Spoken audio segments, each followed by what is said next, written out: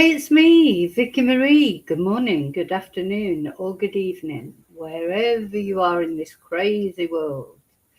Now then, so here is your update on the Nancy Guthrie case. So I think what I'm going to do, as long as I can do it, if things, pan out, every morning at around this time, I will come on and do an update of what's happened the night before. Obviously, I'm in Spain for anyone who doesn't know, in Europe, so I'm at a completely different time zone than America. So it's difficult, sort of in the middle of the night, in the middle of the night here, which of course is daytime. In America, it's difficult for me to come on and do updates and things like that. But this is a good time, come out as soon as I wake up in the morning, come on, see what's transpired.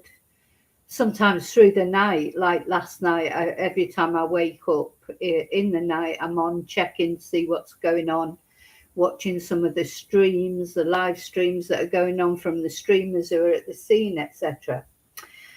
And as usual, there's conflicting things coming out. Now, so the first thing I want to start, so just thank you. Please remember to like and subscribe. Thank you to my members. Thank you to those of you who sent super stickers, Ko-fis, etc., emails. I think we're all, at the end of the day, we're all on the same page. We all want to know what happened to Nancy. Where is Nancy? It's like people don't just disappear into a puff of smoke and get beamed up onto Starship Enterprise. So Nancy is somewhere, hopefully still alive, but of course hopes have dwindled, haven't they? Because she's been missing quite a long time now. She's an April fish, and there's been no proof of life shown. But having said that, there's no proof of death either. So we have to remember that there's just nothing. We don't know. Well, there's things going on behind the scenes, that's apparent. And maybe, the police and the FBI are advancing silently behind the scenes.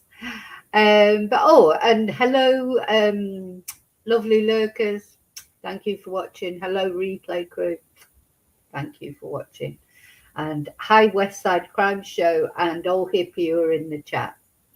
So, right, let me start. So there's quite a few things that have transpired overnight, and some are conflicting things. There's a lot of conflicting things in this case. Now, we know that Sheriff Nanos, he has not done a press conference for, God, I can't even remember when he last did a press conference. At least 12 days ago, maybe even more, maybe even 2 weeks ago since he last did a press conference. But every now and again he pops up, doesn't he, on the local media or whatever. Mr. Ego, the deputy dog, the clown prince of sheriffs, whatever, nobody's really got very good things to say about him. Have they? Because I know, we've seen that people have said bad things about him. But normally, then somebody, even with contentious people like Donald Trump or whatever, you'll have lots of people saying bad things and lots of people saying good things. I don't think we've heard anybody saying anything really good about Sheriff Nanos, have we? Maybe I've just missed it along the line. I don't know. Anyway, he came out with a statement. His office came out with a statement that I'm going to read to you. I'm going to show you. This was the statement that they released last night. And let me read it to you, because you might not be able to see it very well on that. So, a statement from Sheriff Chris Nanos on the Nancy Guthrie investigation. He always starts off with, to be clear, be clear, please. Everybody's been asking you to be clear, and you haven't been clear. Anyway, this is what he says. To be clear, the Guthrie family, to include all siblings and spouses, has been cleared as possible suspects in this case. So he's saying the Guthries, Savannah, Cameron and Annie and their spouses, So that includes Tommaso, who's the spouse of Annie, who's come under a lot of scrutiny since Ashley Banfield declared he was a suspect.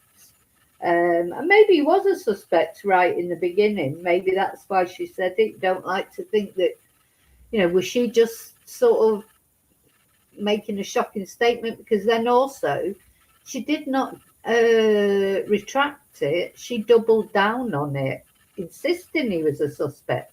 So that has caused, of course, everyone to think he's a suspect. It's obvious, but he's saying, Sheriff Nanos, as clear as anything.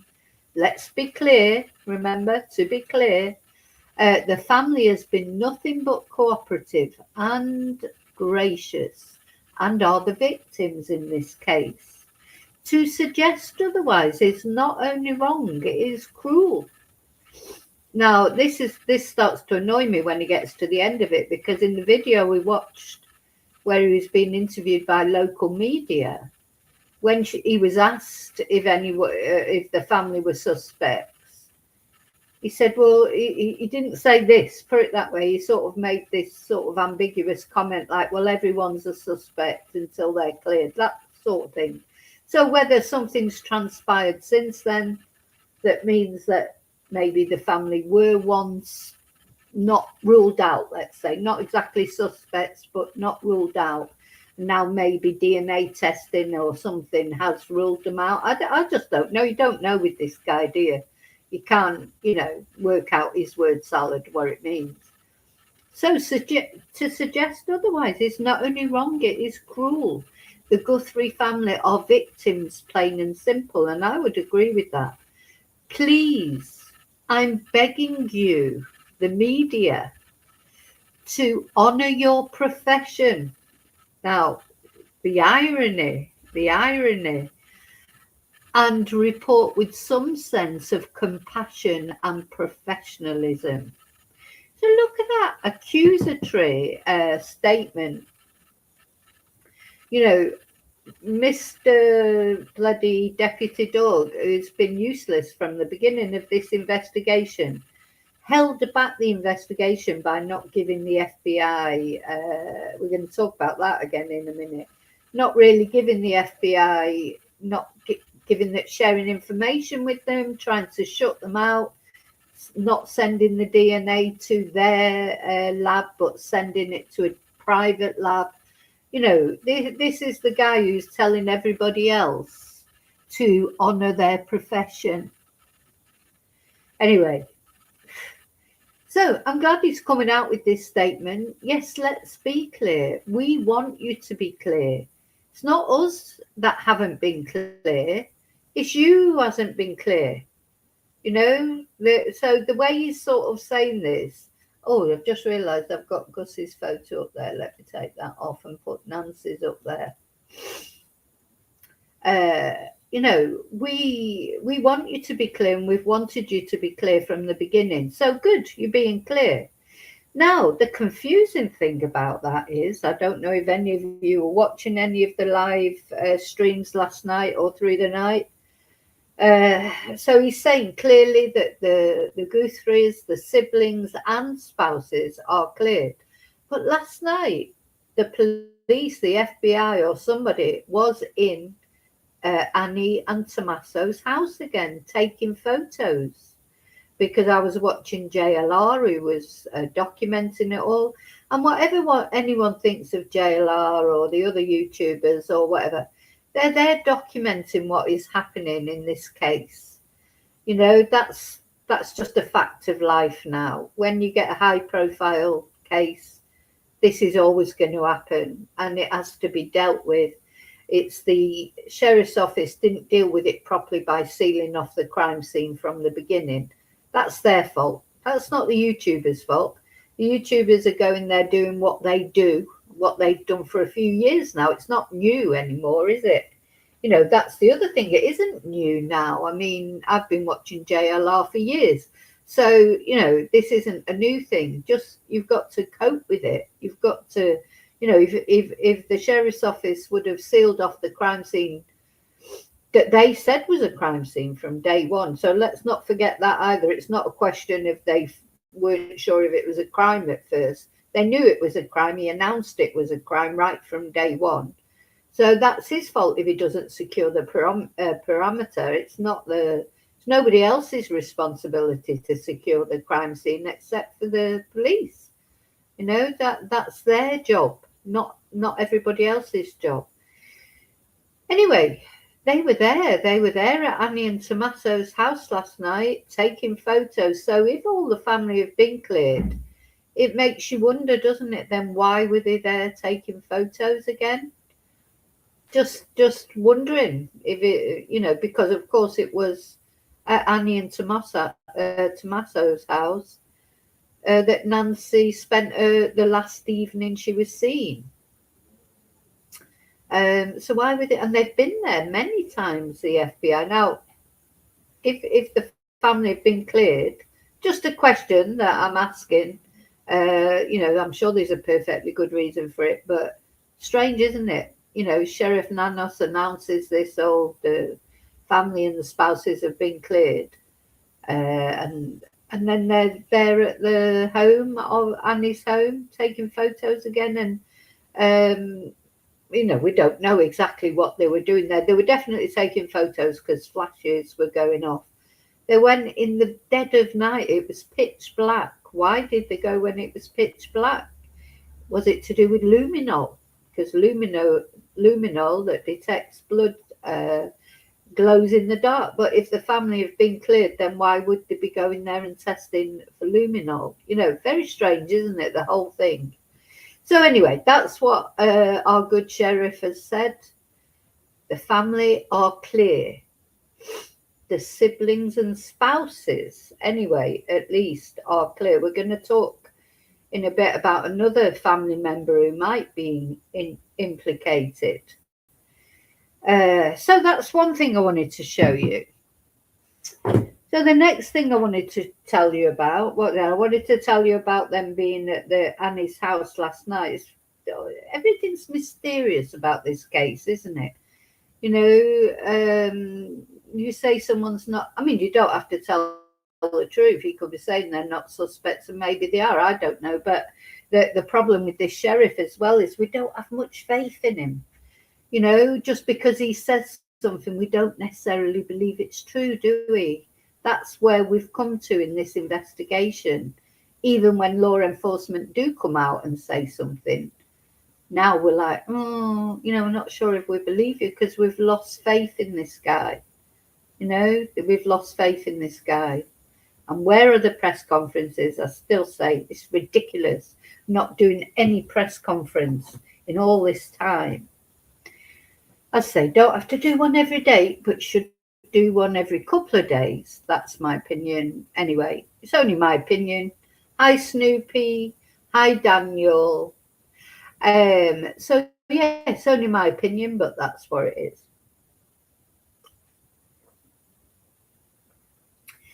Now then, the next thing I wanted to tell you about, which completely, you know, the sheriff is coming out and making this statement, but now it seems that there's a delay in the DNA testing. Now, I don't know, you know, we have these visions, don't we? Probably because of TV programs we've seen about crime. And they say, oh, they're going to put the DNA through CODIS, you know, the bank of DNA that the FBI have. You just have a vision of them sitting down at a computer and, you know, tap, tap, tap, put in the DNA. Of course, it's more complicated than that. Also, they have to follow strict rules because, you know, for privacy laws and things like that, there is DNA you can't put in, or you need permission, or, you know, so it's not as simple as just sitting down at the computer, tapping in a few things or whatever and submitting and sending the DNA file off or whatever. It's much more complicated than that. So apparently because Deputy Dog sent off the DNA to the private lab, decided not to send it to Quantico, to the lab at Quantico to be tested. This has caused a delay, apparently. Again, this is what is being reported. I'm only reporting what's being reported, in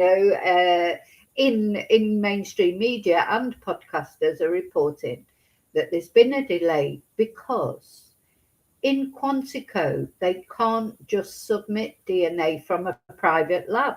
As much as they work with private labs, but they can't, it has to come from, so basically something like it has to go back to the police department and then go to Quantico. Whereas he could have sent it to Quantico right straight away initially. But because he decided to send it somewhere else first, it can't come from there. It can't be uploaded from there. It has to come back to the Sheriff's Department, go back to Quantico. Apparently, I mean, this is what people are saying. As I say, what the truth is, who knows in this case. So there's a delay. So the DNA, which was hoping to see if it would have been linked to anybody who's already on the database by today, really, but it's going to be another day, apparently, at least another day. So we've got to wait more for the DNA testing to identify a suspect. So that's the other thing I wanted to tell you. So that's then the next thing I wanted to tell you, or the next development that's been reported by Brian Entin, and he says he's confirmed it. I'll take his word for that. I think he, normally knows what he's talking about. But apparently the FBI are going to Tucson gun stores with 40 photos of suspects and asking if they've bought a gun there. 40. Now, does this mean they've got 40 suspects, or is it more likely to be because when they call somebody in, somebody to identify somebody, they don't just put the person they want them to identify in front of them, either in person or if they're showing them a bank of photos. They show them a lot of photos, don't they? I don't know if they've got a minimum number, or they have a lineup of a certain number of men or women, of course, who all have got similarities, because they want the witness, whoever it is, to pick out the right person. And when it comes to court, they want to say, oh, well, we lined them up with another 30 people and this was the person that they picked out, or we showed them 30 photos and this was the person they picked out. It's very convincing evidence then, isn't it? It can also go the other way, of course. If the witness does not pick out the right person, then that means they have to think again about, finding sort of proper evidence against that person that they can use in court. And quite often, eyewitnesses, they do pick out the wrong person. Very often that happens. Sometimes they just walk straight into the room and it's right, it's them. Other times they're honest and they say, oh, look, I'm sorry, I can't pick one out. And sometimes they do identify the wrong person, because people are fallible, aren't they? Eyewitness testimony is probably the least reliable testimony you have when you go to court, because it depends on the person as well, how sure they are. Listen, a clever defense lawyer can easily dismantle witness testimony because they know what they're doing. They can tie the person in knots. And even though the person might be genuinely, not being duplicitous, be genuine, but it's easy to cause doubt in someone's mind, especially if you're an experienced defense barrister. So anyway, that is that likely to be the reason they're taking 40 photos around, rather than, they're not just taking one photo and saying, do you know this guy? They're taking 40 photos. That doesn't necessarily mean they've got 40 suspects, does it? Hi, Joanne. So let's have a look what Brian Entin has got to say about it. Thank you, Brian, for you know, Brian is also very valuable, his videos, to the rest of us to understand what's going on in this case.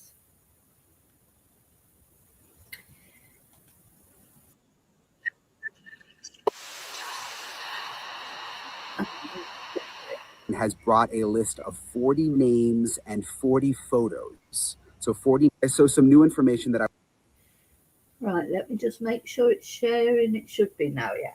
So you'll hear him say a list of 40 names and 40 photos. The FBI are taking round gunshots in Tucson. was just able to confirm there are several gun stores in Tucson where the FBI has shown up and has brought a list of 40 names and 40 photos. So 40 names and 40 photos, and is asking the gun stores to tell them whether or not these people have been inside the store or whether or not they have purchased a gun. So this is brand new information. I don't know if that means that there's 40 suspects or persons of interest, or if they mixed a couple of names in there. That I don't know, but I can confirm that several gun stores say that that the FBI showed up with a list of 40 names and 40 photos and asked them to confirm whether those people have been inside the store or whether they have purchased a gun. And this is in the Tucson area. So that's pretty significant. Again, as the investigation continues, we're waiting on the DNA evidence. Libby Dean, one of my coworkers, is reporting that the DNA has not been put into CODIS yet. The DNA from the glove that was found, that should be happening soon. That's the federal database where they can kind of cross-reference it against other suspects. So just wanted to give you guys the latest. Hey guys, so some new information. Yeah, so yeah, the DNA has definitely not gone in yet. It might have gone in by now, but it hadn't as of yesterday, which holds up the whole investigation, doesn't it? But I think we can thank Deputy Dog for that. Anyway, yeah, so interesting. Let's just hear it one more time, actually. Let's hear what he says one more time. Let me know, as always, what do you think this means? Why do you think they're doing this? Do you think they've got a particular suspect in mind?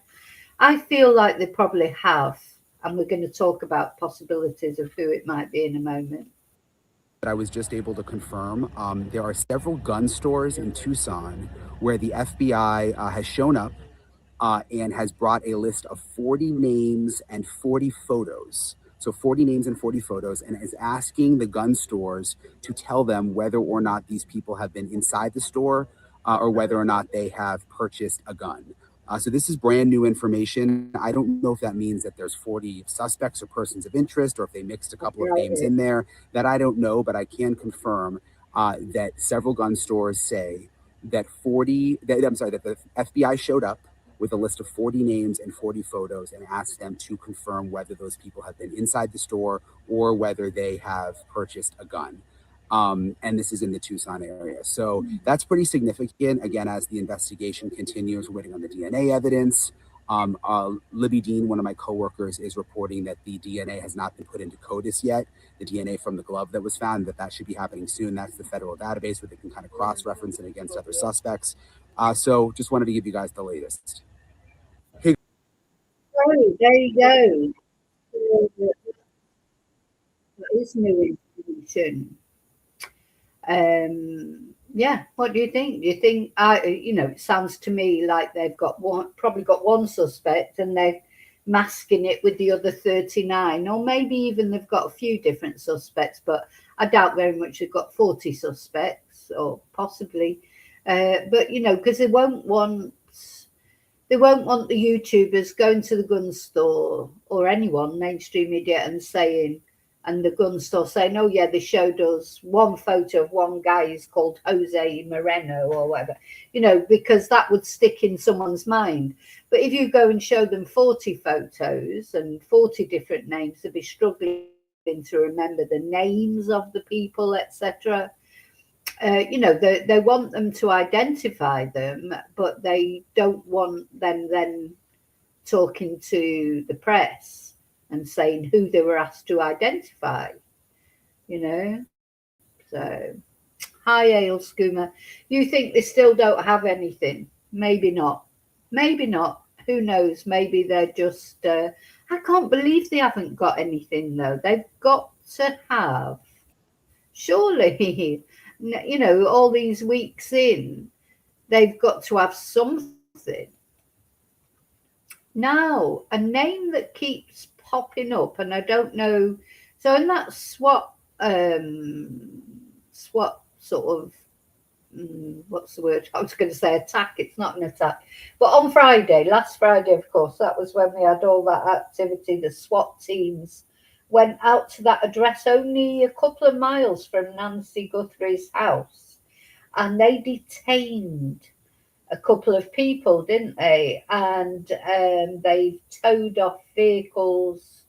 I imagine they've taken DNA, searched the place. And there was a lot of kerfuffle about that, but then nobody was charged, nobody was arrested. And, you know, it was like, well, what was all that about, wasn't it? But a name that keeps popping up is this Luke person. There's a person called Luke. Now, this is pure conjecture. I'm just going on, you know, what people are saying. I don't know the truth behind this. But if it is true, it does actually make sense, because this guy is connected to a family member of the Guthries, but not one of the siblings, and not one of the siblings, and not one of the spouses of the siblings. So let me find the post that I was reading about it. Well, there's been lots of. Oh, now they're saying no. Gosh. So so then again, 6 hours ago, this was dispelled, because there was this rumor going around social media that the guy that was arrested on Friday, and not arrested, detained, is the boyfriend of Nancy Guthrie's niece.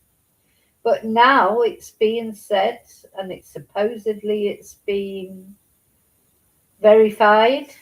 You know, this is what I mean. Just don't know that they're not the girlfriend of the man who was detained during Friday night's raid is not Nancy Guthrie's niece, nor is she related to Nancy Guthrie in any way.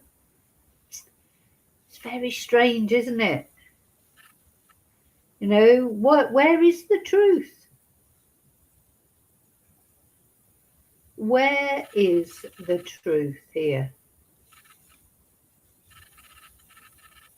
I'm just looking down to see if I can find anything else about it.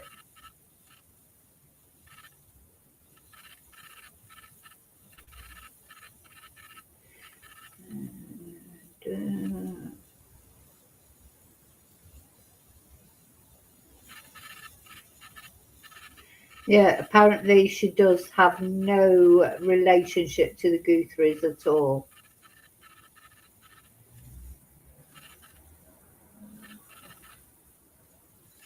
I think I'm going to leave that then. I'm not going to talk about this person, because I don't want to cause undue attention to someone when it's not true. You've got to make sure it's true first. Let's see.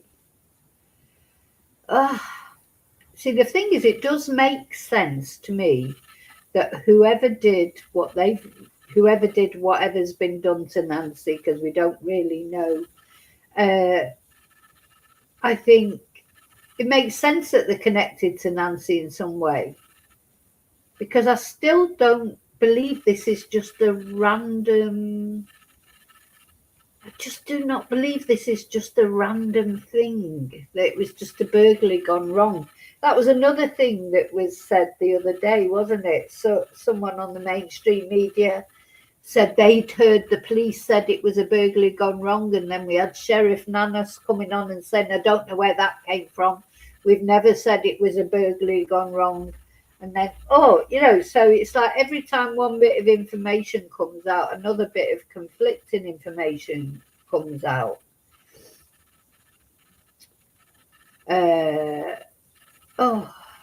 It's just, looking for the only real official information is that statement from the sheriff, who says the entire Guthrie family, including siblings and spouses, have been cleared as possible suspects, and he describes them as cooperative and victims.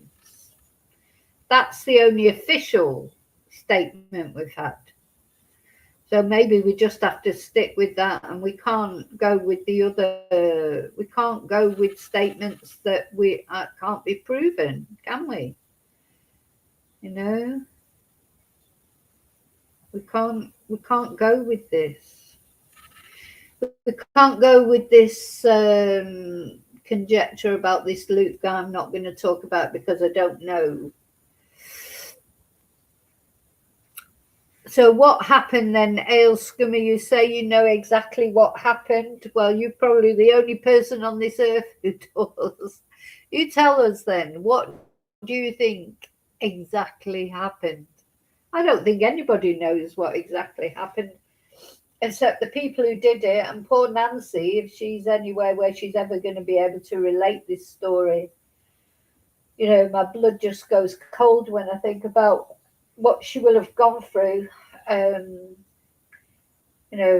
old lady like that with a heart condition waking up in the middle of the night, a guy in a ski mask is there, faced with a gun. I mean, if that didn't give you a heart attack, even if you had a heart condition or not. This is what makes me worry so much about Nancy, and of course the blood in the doorway, and of course the fact that nobody. So there's been more ransom emails sent to TMZ, but I think I'm dispelling them as the authorities have not come out and said any of those ransom emails are genuine. Nobody's provided any proof of life in this case. But then we do have no proof of death either. So Nancy's body hasn't been found. So we've got no proof she's dead. We've got no proof she's alive. So, oh, you think it's connected to Epstein? Well, that's another theory, isn't it? Because Savannah, she did interview all those Epstein videos. We watched a bit of that the other day. There's something, anything's possible in this case. All we know for certain is Nancy is gone. Nobody knows where she is. The sheriff says her family are all innocent and have been cleared, and their spouses. So that blows a lot of theories out of the water that were going on for a while, mainly started by Ashley Banfield. And now there's other theories to, people talking about this Luke guy, but, again, I'm not going to get into that. I've decided now because, now if he doesn't seem to have any connection with any family of Nancy. See, that it sort of made sense to me, that because, quite often it is extended family, not only close family, extended family. Just don't know. To me, it was somebody who knows that house intimately for whatever reason, because they've done work there, because of, I don't know, been the caregiver there or done the cleaning there, or a relative, either close or extended. Somebody knew Nancy's house, knew Nancy's setup, knew she was there on her own, so I don't know. Okay, so that's all I've got to say then until the next update. So the main things are then that the sheriff has cleared the family officially in a statement that is given, said that the siblings and their spouses are not suspects. Then we know for sure that the FBI are going around the gun shops in Tucson with these 40 photos asking if these people have been seen. We also know for sure that the DNA has been held up. It's going to be another day before it gets matched. The thing is the DNA, if the DNA comes back as a match to anyone, if this Luke guy that everybody's talking about is supposed to be a convicted felon, his DNA, it will be on CODIS, so it will come up. So that'll be a slam dunk, won't it, if it does come up? So we'll wait for that, I think. And that's it, really, wasn't it? That was the updates. Oh, yeah, but why were the police back at Tommaso's and Annie's house last night taking photos? If the family have all been ruled out as suspects, why were they back last night at Annie's? Why did they keep going back to Annie's house, which is, of course, the last place that Nancy was seen before she disappeared? You know, why do they keep going back? It's it's something to wonder about, isn't it? Because if they've been cleared, I don't know why they would be back there last night taking photos. Anyway, thank you for watching. Please remember to like and subscribe. Press your notifications. Every morning I'll definitely be giving an update. I will give one before that if there's anything significant comes through. I will be back later. I've got some other updates on other cases. Yeah, Snoopy, maybe family as in next of kin. You know, it's like, I just feel I don't feel like it was a burglary gone wrong. It could have been a kidnapping gone wrong, but do you know, it's not common for people to be kidnapped. You know, it's not something, I know it happens, and probably a lot of the time we don't even get to hear about kidnappings because they're normally quite under the radar, aren't they? You know, the kidnappers don't want a big fuss, they just want their money. But you know, Nancy and even Savannah, I know that Savannah's quite famous and maybe she's got a fair amount of money, but you know, she's not a billionaire, is she? You know, it's like, I don't know, it just all feels weird to me. It feels weird to me that I don't believe it's kidnapping and I don't believe it's a burglary gone wrong. I believe it was, you know, Nancy was targeted for whatever reason, but I just don't know why. And where is she? I think she's round about there somewhere. I wish they'd get the dogs out, get the horses out, you know, start searching close to home, because personally that's where I think Nancy is. But time will tell. Hopefully she's safe somewhere being looked after. That's a possibility as well, isn't it? That's what we have to pray for, I suppose. Okay, I will see you really soon in the next video. I'll be back later on today. I've got other cases that I want to catch up on with Gus Lamont in particular. I've got some more news about that case. I wanted to maybe talk a bit about Jack and Lily Sullivan, although there's not really been any updates. I just wanted to talk about because I don't want their names to sort of go out of, you know, the public consciousness, and a few other cases. So what I might do is just one sort of crime chat. I'll put, you know, of all because none of them, they're all little bits of information about different cases that you might find interesting, that we do, and ones that we just want to keep names in people's view, don't we? You know, we have to keep talking about these victims and not forget that they ever existed. And there's so many victims that don't make, you know, I've been looking at some missing persons cases, people that have never even really made the news properly. And, you know, they all deserve to be talked about as well, don't they? So, okay, I'll see you really soon in the next video. And until then, as always, may your God go with you. Please remember to hit like and subscribe.